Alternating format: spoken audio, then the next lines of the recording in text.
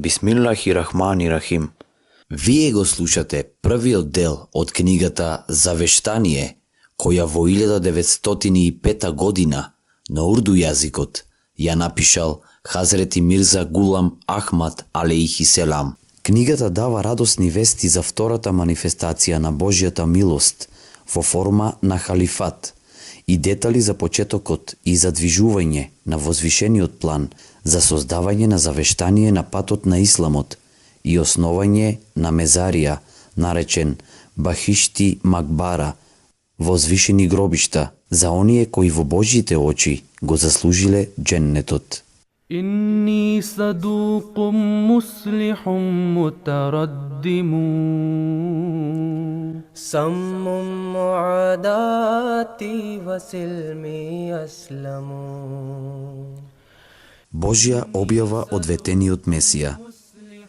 На светот му дојде предупредувач, светот не го прифати, но Аллах ке го прифати и ке ја покаже неговата вистинитост преку моќни напади.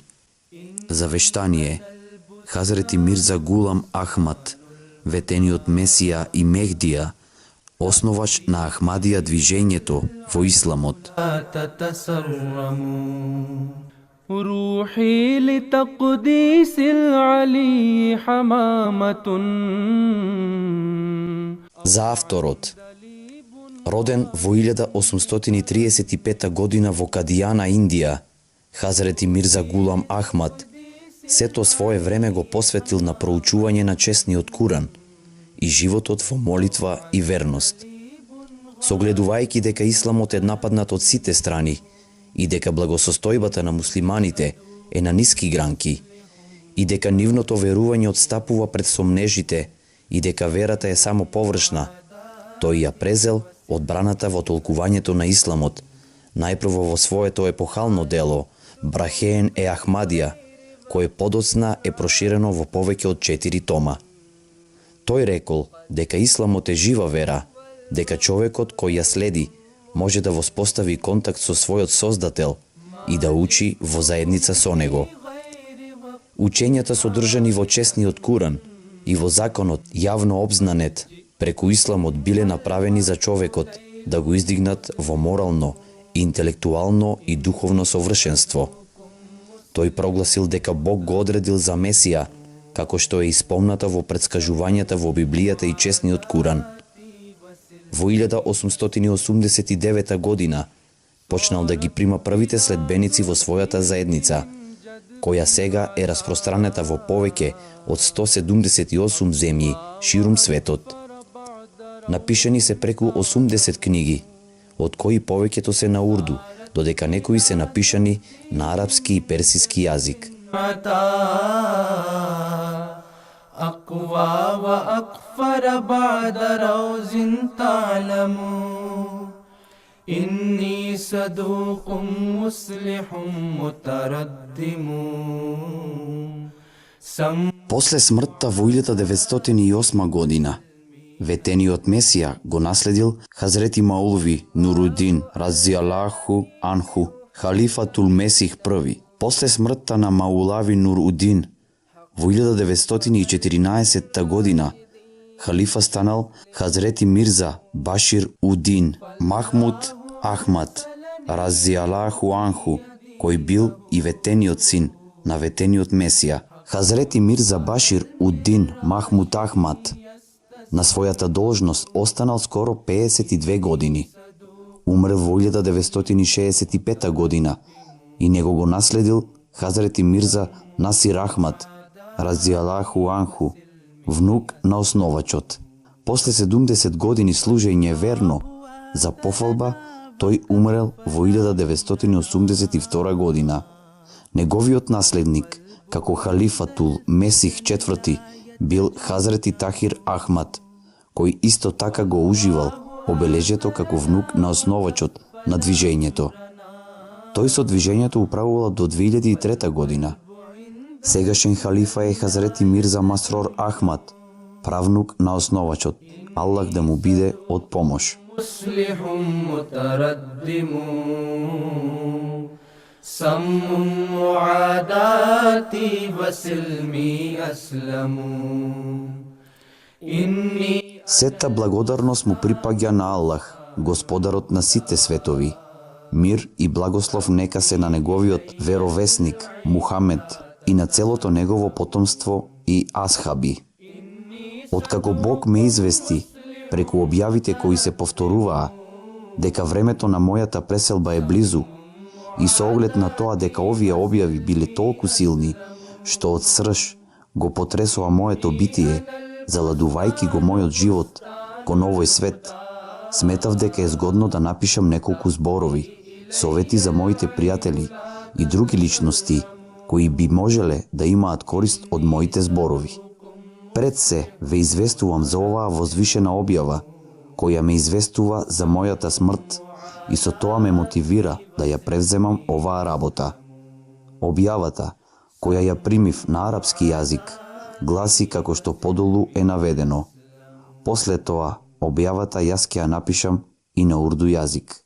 Се ближи твојата смрт и ние нема да оставиме трага или знак за било какво нешто, кое би можело за тебе да представува причина за срам. Остана многу малку одредено време од Бога, пропишано за тебе, и ние ќе ги отфрлиме сите обвинувања и нема да оставиме ништо после тебе, што би можело да предизвика срам за тебе. А ние сме кадари да ти покажеме нешто од предскажувањата кои ти ги дадовме за твоите противници или да те усмртиме. Ти ќе умреш во таква состојба што јас ќе бидам потполно задоволен со тебе. Ние секогаш ќе чуваме знаци како потврда за твојата вистинитост. Она што ти било ветено е близу. Објасни им ги на другите луѓе благословите кои твојот Господар тебе ти ги подарил. Оној кој прифати богобојазност и остане стрплив, Аллах ќе ги награди ваквите добри луѓе. Треба да запомните дека се мокниот Бог вели дека тој позади мене нема да остави било каков повод за критикување на мојата личност, што би представувало извор на срам за мене. Ова има две значења. Прво, приговорите кои се печатени за да ме осрамотат, ќе бидат противставени и поништени, така што од нив нема да остане никаква трага. Второ, сите оние кои не се воздржуваат од своите интриги и кои не се воздржуваат од лошите зборови за мене, ќе бидат збришани од постоењето и заедно со нив ќе бидат поништени нивните гнасни приговори. صارت بلاد الدين من جدب عطا أقوى وأقفى. Тогаш Аллах ми ги даде следните вести за мојата смрт на урду јазик. Многу малку денови останаа. Тој ден голема тага ќе се симне на сите. Ова ќе се случи, ова ќе се случи, ова ќе се случи. И тогаш после тоа, твојот случај ќе помине. Еднаш кога сите страдања и сите чуда на природата бидат покажани, тогаш ќе се случи тој настан. Знаењето кое ми е дадено за страдањата се однесува на фактот дека смртта ќе ја зафати земјата на сите фронтови. Секаде наоколу ќе се случуваат земјотреси со таква јачина, како да даваат презнак за кијаметскиот ден. Земјата ќе биде извртена наопаку и животите на многумина ќе станат горшливи. Тогаш на оние кои ќе се покаат и ќе ги напуштат гревовите, Аллах ќе им покаже милост. Секој пратеник известил за оваа доба. Затоа сето тоа мора да се случи. Оние кои своите срца ги направат добри, упатувајќи се по патиштата со кои Бог е задоволен, тие нема да чувствуваат страв и тага. Обрнувајќи ми се мене, семокниот Бог рекол: ти си мојот предупредувач. Јас тебе на вистина те пратив за грешниците да бидат одделени од исправните. И уште рекол: предупредувачот дошол на овој свет, а светот не го прифатил, но Бог ќе го прифати и Бог ќе ја востанови вистинитоста на неговото тврдење за силните потреси. И јас тебе во толкава мера ќе те благословам, што кралевите ќе бараат благослов од твојата облека. Светот да ги отворел очите би видел дека јас дојдов на почетокот на векот. Помина скоро 1/4 од 14 век И во согласност со она што било напишано во хадисот, откако јас го изнесов моето тврдење дека сум пратен од Бога, се случи затемнувањето на сонцето и месечината во текот на истиот месец Рамазан. Чумата која ја опустоши земјата, многу потреси ја погодиле и уште многу следуваат. За жал, оние кои го сакаат овој свет, не ме прифатија. И Бог ме извести за другиот земјотрес, за кој времето се уште не е одлучено и кој ќе биде многу јак. Тој рекол, повторно дошла пролетта и повторно Божјата реч била исполнета. Ова значи дека ќе се случи друг страшен земјотрес, но дека богобојазните ќе бидат мирни од него. Затоа станете богобојазни и плашете се од Бога, за да бидете спасени. Плашете се од Бога за денес да бидете мирни од стравот од тој ден. Навистина небото и земјата ќе ги изнесат своите знаци, но оние кои се плашат од Господарот ќе бидат поштедени.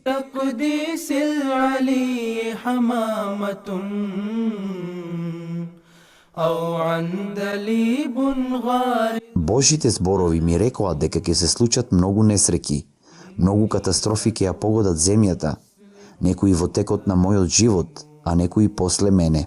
И дека тој ќе го унапреди оваа движење, нешто преку мојата рака, а нешто после мене. Ова е Божјиот суннет.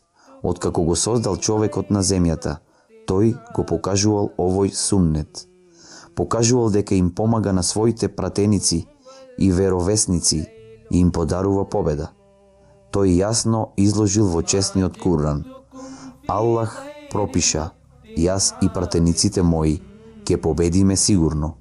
Победа во овој контекст значи веровесниците и пејкамберите сакаат Божјата реч да биде цврсто воспоставена на земјата, на таков начин што никој не може да застане против него. Затоа Бог со мокни знаци ја прави очигледна нивната вистинитост и со нивните раце ја засади вистинитоста која тие сакаат да ја шират ни светот. Меѓутоа, Бог оваа мисија не ја довршува со нивните раце.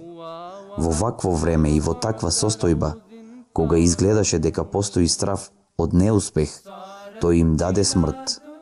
Ова на противниците им дава прилика да го обсипаат со подсмев, но кога овие луѓе го искалат своето исмевање, тој им покажува друга манифестација на својата моќ и создава патишта кои на крајот водат кон исполнување на овие делумно постигнати цели. Накратко, неговата моќ се манифестира два пати. Лично преку раката на пратеникот, тој ја покажува моќта на својата рака. После смртта на неговиот пратеник, кога неговите следбеници се подложени на разни тешкотии.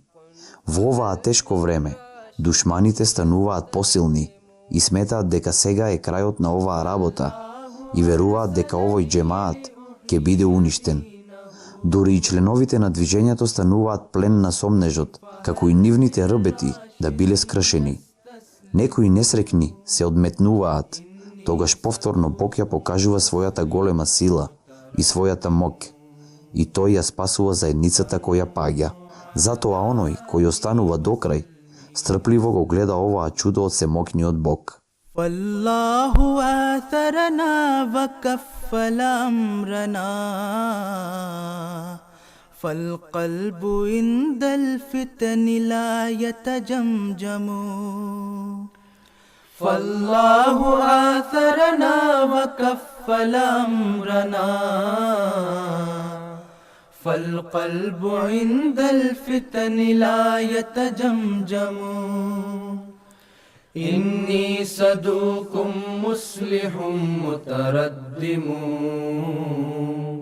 سم معاداتي وسلمي أسلم إني أنا البستان بستان الهدى تأتي إلي العين لا تتسرم إني صدوق مصلح متردم سم معاداتي وسلمي أسلم إني أنا البستان بستان الهدى تأتي إلي العين لا تتسرم إني صدوق مصلح متردم سم معاداتي وسلمي أسلم سم معاداتي وسلمي أسلم. Денес го завршивме првиот дел од книгата Завештание. Еселаму алейкум.